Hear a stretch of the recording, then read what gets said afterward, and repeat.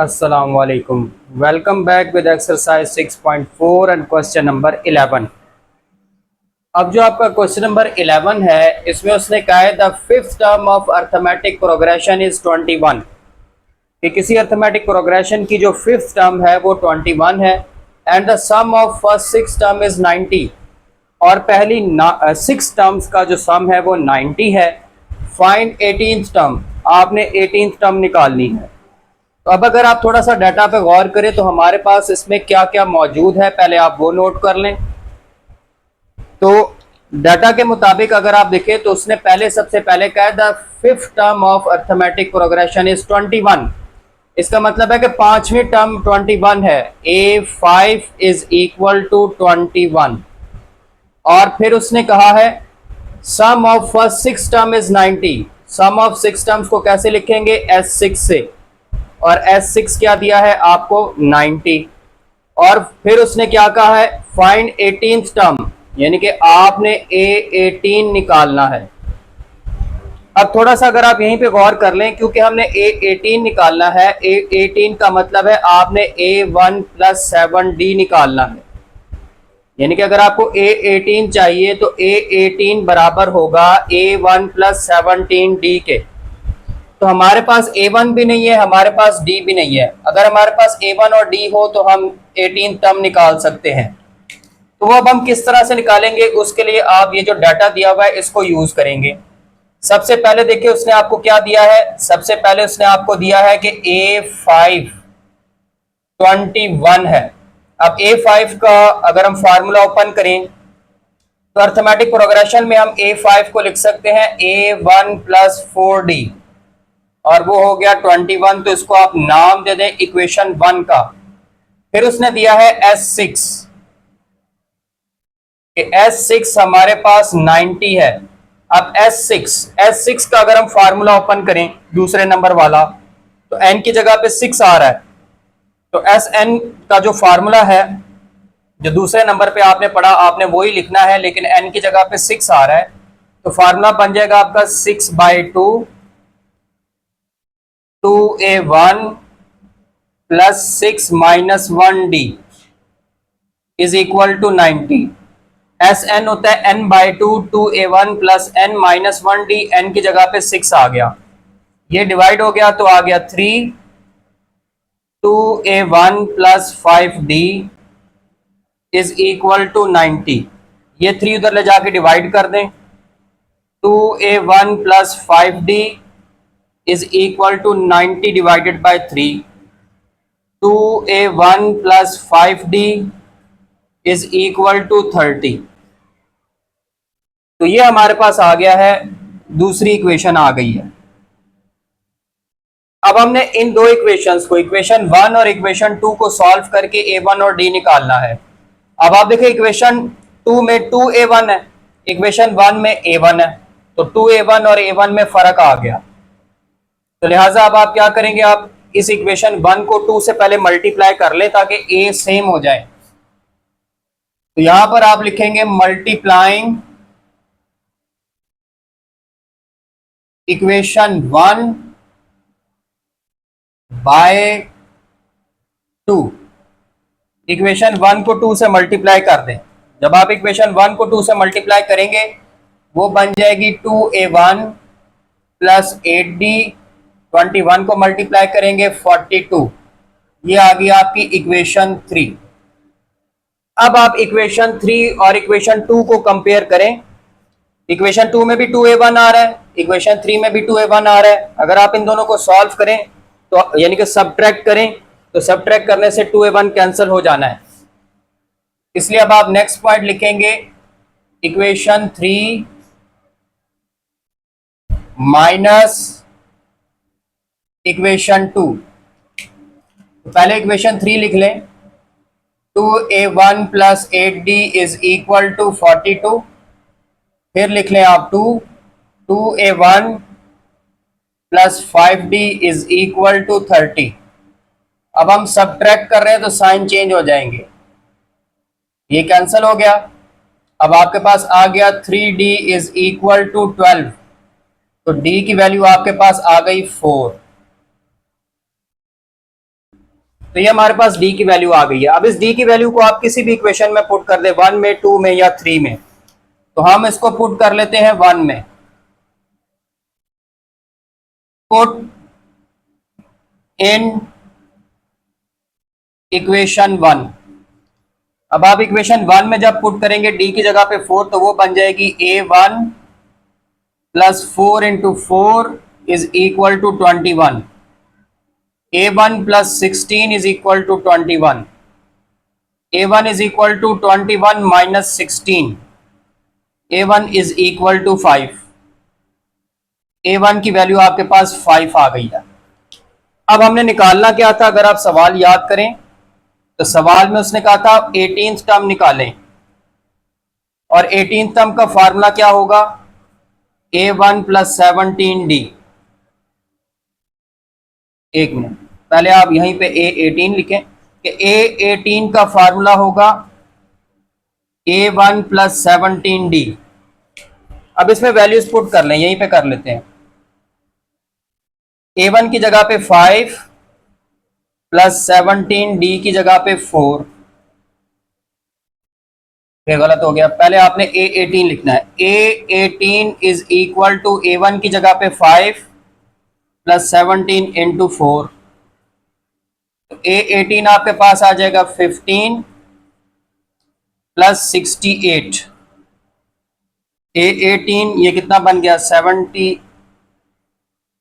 83। तो ये आपके पास 18th टर्म आ गई। तो ये हमारा हो गया क्वेश्चन नंबर 11।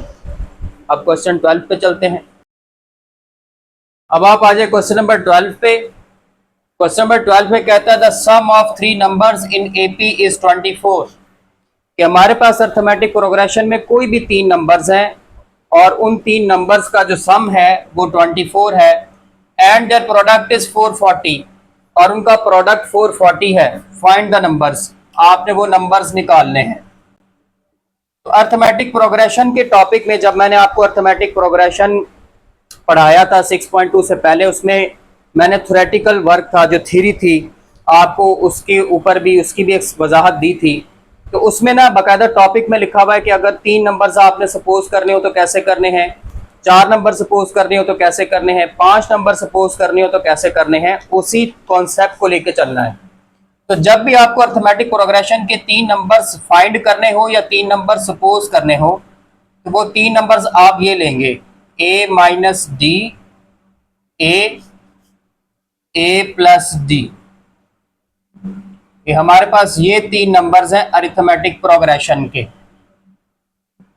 अब आप देखिए ये अरिथमेटिक प्रोग्रेशन के 3 कंसेक्टिव नंबर्स बनते हैं। कैसे, पहले में अगर आप डी ऐड करें तो दूसरा बन जाएगा, दूसरे में डी ऐड करेंगे तो तीसरा बन जाएगा। तीनों में डी का फर्क है, डी का डिफरेंस है, डिफरेंस एक जैसा है। ये अरिथमेटिक प्रोग्रेशन है। तो अब उसने पहली बात जो की है वो कहता है सम 24 है। तो आपने भी पहले सम कर लेना है। Sum is equal to 24। अब आप इनका सम कर लें, ऐड कर लें इन तीनों को। a minus D plus A plus D is equal to 24। तो डी डी से कैंसिल हो जाएगा।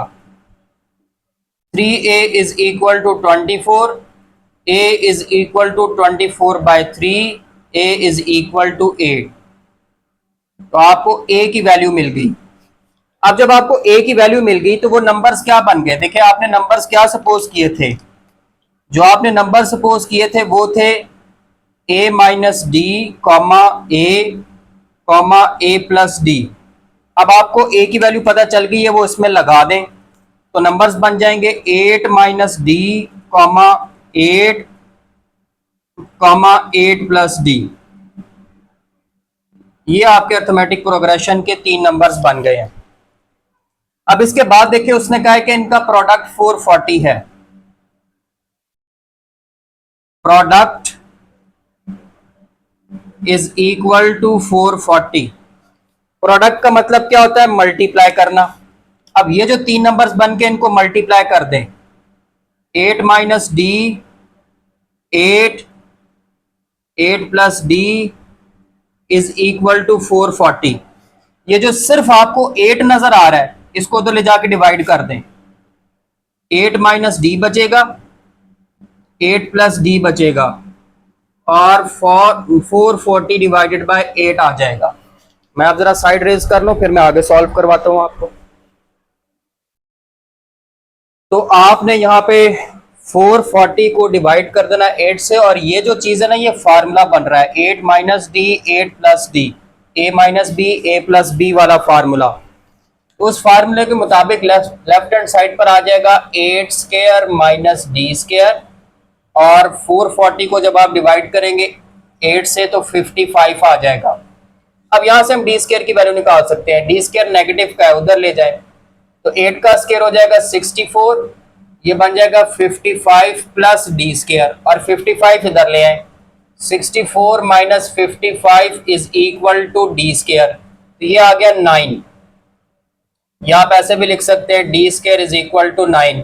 अब आपको पता है जब आपने स्क्वायर रूट लेना है तो स्क्वायर रूट 9, ये आपके पास डी की वैल्यू 2 आ जाएंगी, एक +3 और एक -3।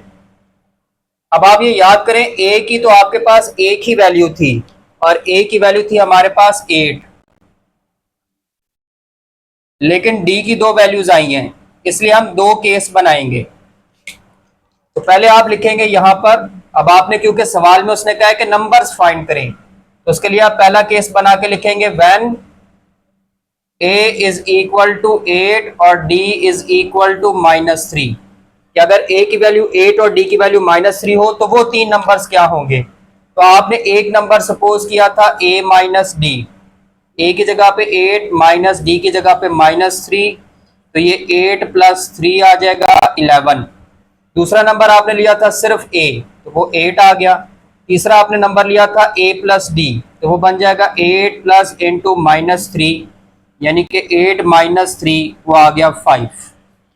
तो ये 3 नंबर आ गए। फिर आप दूसरा केस बनाएंगे, आप लिखेंगे when a is equal to 8 और d इज इक्वल टू +3, कि अगर d की वैल्यू +3 हो तो पहला नंबर आपने लिया था a माइनस डी, ये बन जाएगा 8 माइनस 3 5, फिर a वो 8 आ गया, फिर a प्लस डी वो आ गया 8 प्लस 3 11।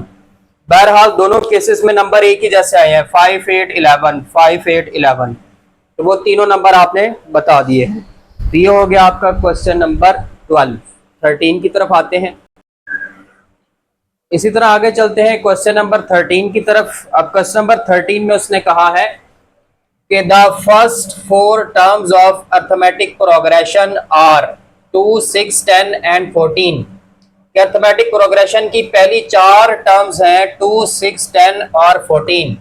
आगे बड़ी इंटरेस्टिंग सी बात उसने पूछी है, कहता है find the least number of terms needed so that sum of terms is greater than 2000।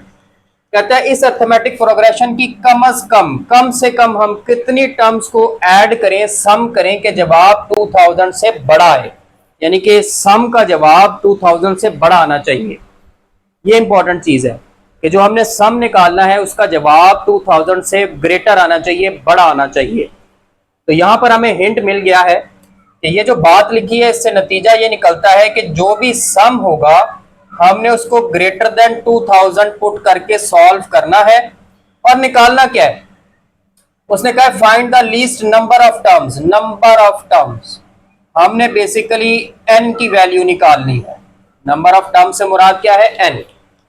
तो ये दो बातें ज़हन में रखनी है, क्योंकि हमने 2000 से ग्रेटर सम निकालना है तो हम सम को n टर्म्स के सम को Sn को ग्रेटर देन 2000 पुट करेंगे और सॉल्व करेंगे।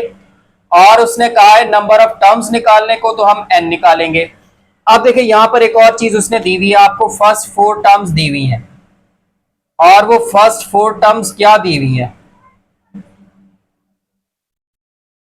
फर्स्ट 4 टर्म्स वो दी हुई है आपको 2 6 10 14। तो ये पहली 4 टर्म है आपकी। यहां से फिर आपको ये भी पता चल गया कि पहली टर्म तो फिर बनती है 2, a1 आ गया। कॉमन डिफरेंस निकालना है तो इन दो टर्म्स में से कॉमन डिफरेंस निकाल लें। 6 - 2 दैट इज 4, तो डी की वैल्यू आपके पास आ गई 4, डी भी आ गया। अब हमने क्या करना है, मैंने पहले बताया कि हमने एस एन को ग्रेटर देन 2000 पुट करना है। अब एस एन का फार्मूला क्या होता है, N by two 2a1 plus N minus 1d greater than 2000। अब इसमें वैल्यूज पुट कर दें A1 और D की। A1 2 है, D 4 है। तो जब आप वैल्यूज पुट करेंगे ये बन जाएगा n बाई टू 2। A1 आपके पास है 2 प्लस n माइनस 1 D आपके पास है 4 ग्रेटर देन 2000। तो ये बन गया n बाई टू 4 प्लस 4 को मल्टीप्लाई करें 4n माइनस 4 ग्रेटर देन 2000। 4 4 से cancel, n by two 4n greater than 2000। यहां पे ये भी कैंसल हो गए, n into 2n greater than 2000। तो ये बन गया 2n स्क्वायर ग्रेटर देन 2000। ये बड़ा इंपॉर्टेंट स्टेप है। अब ये जो 2n स्क्वायर आया है इस पे गौर करें। 2n स्क्वायर, ये 2n स्क्वायर किसको सॉल्व करके आया है, ये 2n स्क्वायर आपने Sn का फार्मूला लगा के ओपन करके जब सॉल्व किया था तो ये असल में 2n स्क्वायर Sn का जवाब आया है। तो यहां से आप ये भी लिख लें कि Sn का फार्मूला जब हमने पुट करके सॉल्व किया तो Sn आया हमारे पास 2n स्क्वायर, ये हमारे पास आया था। अब हम इसको मजीद सॉल्व कर लेते हैं। 2 को उधर ले जाके डिवाइड कर दें, n square greater than 2000 divided by 2, n square greater than 1000। अब जब आप स्क्वायर रूट लेंगे तो आपके पास n की वैल्यू आएगी, सिर्फ पॉजिटिव वैल्यू लेनी है क्योंकि नंबर ऑफ टर्म्स कभी भी नेगेटिव नहीं होती। तो ये आपके पास आएगा 31.62। नेगेटिव वैल्यू नहीं लेनी, प्लस माइनस नहीं लगाना क्योंकि नंबर ऑफ टर्म्स नेगेटिव नहीं होती। अब ये क्या कह रहे हैं कि जो n की वैल्यू है वो 31.62 से ज्यादा होनी चाहिए। अब 31.62 से बड़ी वैल्यू क्या बनती है, आप 32 ले लें। तो आप कह लें कि जनाब हम n की वैल्यू ले लेते हैं 32। अब ये हमने n की वैल्यू निकाली तो है 32, लेकिन अब आपको ये वेरीफाई भी करनी पड़ेगी कि क्या वाकई ये वैल्यू वही वैल्यू है, यानी कि नंबर ऑफ टर्म्स वाकई 32 ही बनती हैं जिस पर आपका जवाब 2000 से बड़ा आएगा। तो उसके लिए आप क्या करेंगे, इसको आप पुट कर देंगे इन ये जो Sn आपने बनाया था 2n स्क्वायर, इसमें Sn is equal to 2n square में। अब जब आपने पुट किया तो ये बन गया S32 is equal to 2 into 32 का स्क्वायर। अब जब आप इसको सॉल्व करेंगे S32 तो जवाब आएगा 2048 जो कि दुरुस्त है, ठीक है, वेरीफाइड। आप देख रहे हैं 32 पुट करने पे जवाब जो है वो 2000 से बड़ा आया है। 32 पुट करने पे जवाब 2000 से बड़ा आया है, इसका मतलब ये वैल्यू वेरीफाइड है। हेंस n जो है वो आपका 32 ही बनता है। अगर तो जवाब 2000 से छोटा आ जाता तो ये वेरीफाइड ना होती। तो ये आपकी n की वैल्यू बनती है, दैट इज 32। तो ये आपका क्वेश्चन नंबर 13 हो गया। अच्छा, इसी तरह अब आप आ जाए क्वेश्चन नंबर 14 पे। क्वेश्चन नंबर 14 में कहता है find 4 numbers in arithmetic progression. आपने अर्थमेटिक प्रोग्रेशन में 4 नंबर्स फाइंड करने हैं whose sum is 32, जिनका सम 32 है, and sum of whose square is 276, और जिनके स्क्वायर का सम 276 है। ठीक है, स्क्वायर का सम 276 है। तो यहां पे थोड़ी सी ना कंडीशन चेंज है, लेकिन हम इसको सॉल्व कर लेते हैं। फिर वही बात है कि अब आप वो 4 नंबर किस तरह से सपोज करेंगे। सबसे पहला अहम काम तो यही है और ये आपको याद भी रखना पड़ेगा।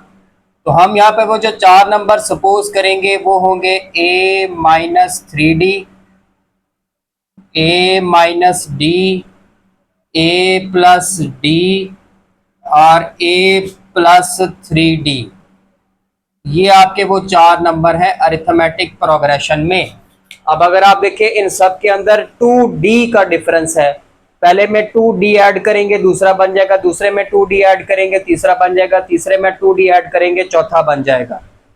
तो इसमें ये याद रखना है कि आपको ये 4 नंबर सपोज करने हैं। अब सबसे पहले पहली चीज पर आ जाए कि उसने कहा है कि इनका जो सम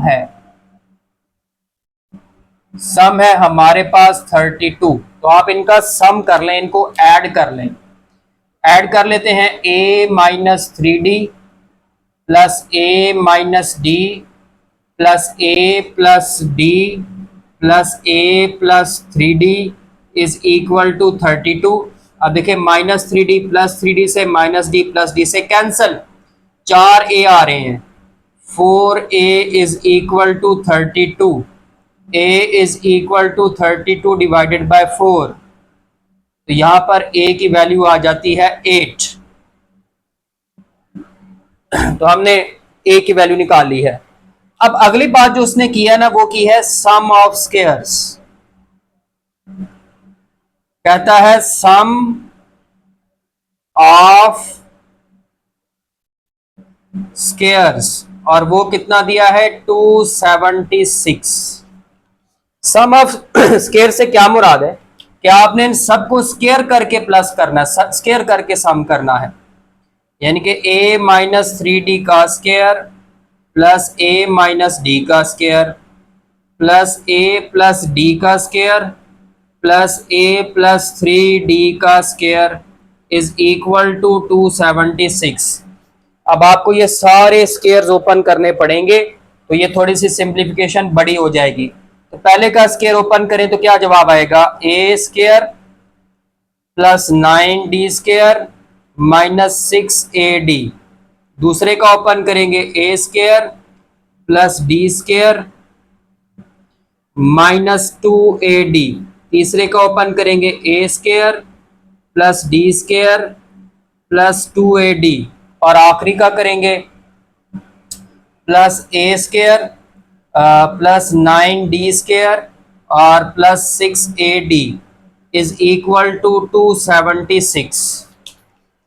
अब आप देखें -6ad प्लस 6ad से कैंसल, -2ad प्लस 2ad से कैंसल हो गया। हमारे पास क्या बचता है, a square plus a square plus a square plus a square. कितने a आ रहे हैं, 1 2 3 और ये 4, 4a square. 9d square plus d square, 10d square plus d square, 11d square plus 9d square plus 20d square is equal to 276। अब हम यहां पर a की वैल्यू पुट कर लेते हैं। हमें पता है a की वैल्यू 8 है, तो आप यहां पे लिखें put a is equal to 8। मैं जरा साइड रेस करके ये a की वैल्यू पुट कर लेता हूं। अब आप इसमें a की जगह पे a की वैल्यू पुट करें। a की वैल्यू है 8, तो बन जाएगा 4 into 8 square plus 20d square is equal to 276। 8 का square 64, 64 multiply by 4 256 plus 20d square is equal to 276। इसको उधर ले जाके माइनस कर दें। 20d square is equal to 276 minus 256, ये आ जाएगा 20d square is equal to 20। तो d स्केयर की वैल्यू आ गई 1, ये दोनों डिवाइड हो जाएंगे, 1 आ जाएगा। तो जब आप स्केयर रूट लेंगे तो प्लस माइनस 1 आ जाएगा। अब फिर d की 2 वैल्यूज आई हैं और a की आपके पास एक ही वैल्यू थी, वो थी 8। अब इस तरह जिस तरह से आपने पहले भी किया, आप इसके 2 केसेस बनाएंगे। तो पहले आप लिखेंगे when a is equal to 8 and d is equal to -1।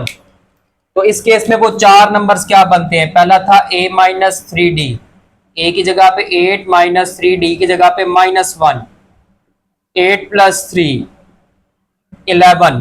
दूसरा नंबर था 8 minus d, 8 minus into -1, 8 plus 1 9।